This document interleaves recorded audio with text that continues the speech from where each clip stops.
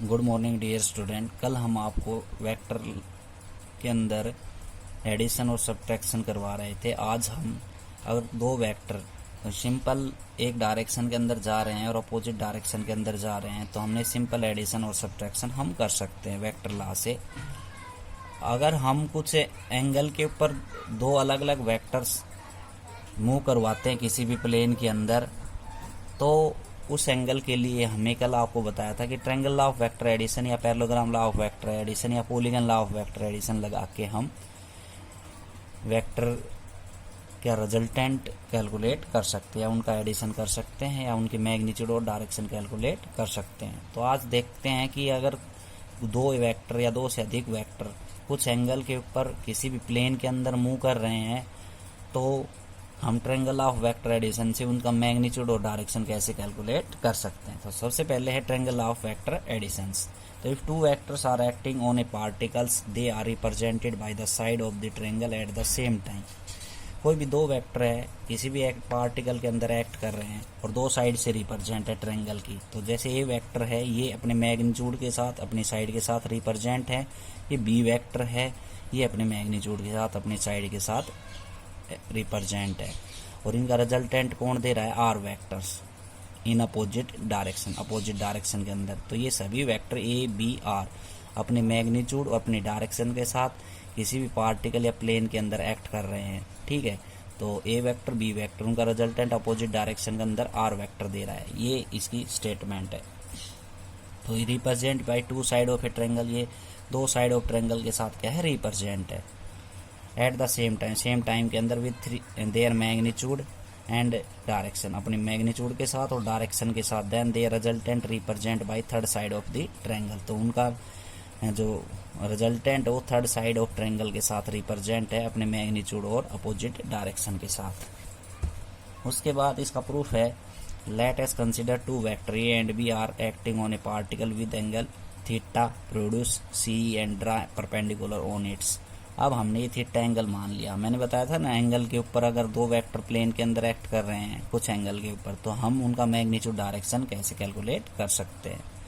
ठीक है, तो हमने इसको सी ई को प्रोड्यूस किया और डी एन के ऊपर परपेंडिकुलर ड्रा किया। ये हमने कुछ क्या की कंस्ट्रक्शंस। अब देखो कोस थीटा की वैल्यू निकाल ली in triangle D E N में, तो डी ई एन ट्रायंगल के अंदर कोस थीटा और साइन थीटा की वैल्यू हमने निकाल ली और वो वैल्यू हमें आगे चाहिएगी, इसलिए हम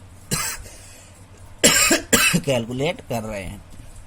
कोस थीटा का फार्मूला होता है बेस अपॉन हाइपोटेन्यूज। तो बेस कितना है, ई एन अपॉन हाइपोटेन्यूज कितना हो गया, डी ई हो गया। ठीक है, तो यहाँ से डी ई की वैल्यू हम कैलकुलेट कर लेंगे या एन ई की वैल्यू चाहिए हमें, एन ई की वैल्यू कैलकुलेट कर लेंगे। तो बेस अपॉन हाइपोटेन्यूज मतलब एन ई अपॉन में डी ई, तो एन ई की वैल्यू कैलकुलेट कर ले, कितनी आ गई, डी ई कोस थीटा। तो डी ई अपनी कितनी है, डी ई अपनी बी वेक्टर है तो बी कोस थीटा।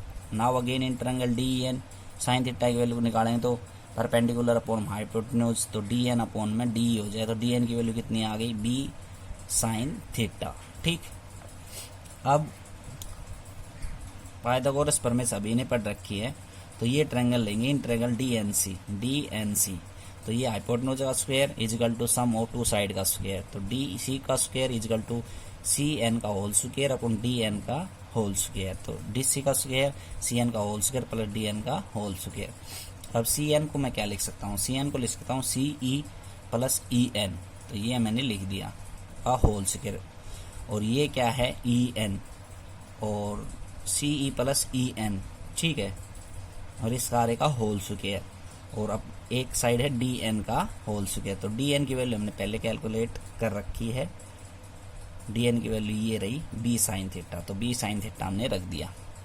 अब इस सी प्लस ई एन को क्या लिख सकते हैं, ए प्लस में ई एन की वैल्यू हमने पहले निकाल ली बी कोस थीटा, तो A plus B cos theta का होल स्क्वायर। अब ए प्लस बी का होल स्क्वायर खोल देंगे तो ए का स्क्वायर प्लस बी का स्क्वायर प्लस में 2ab cos of theta plus में B square sine square theta. अब B square cos square theta और B square sine square theta को इकट्ठा लिखेंगे तो बी स्क्वायर कॉमन आ गया, साइन स्क्वायर थीटा प्लस में कोस स्क्वायर थीटा, इसकी वैल्यू आ जाएगी 1। तो अपने पास आर स्क्वायर बराबर आ गया A square plus B square plus 2ab cos of theta. जब ये रिजल्टेंट ले रहे हैं डिस या हाइपोटेन्यूज ले रहे हैं, ये हो गया आर का होल स्क्वायर, तो आर की वैल्यू कितना आ जाए, under root a square plus B square plus 2ab cos of theta. अब डायरेक्शन ये तो आ गया इसका मैग्नीट्यूड।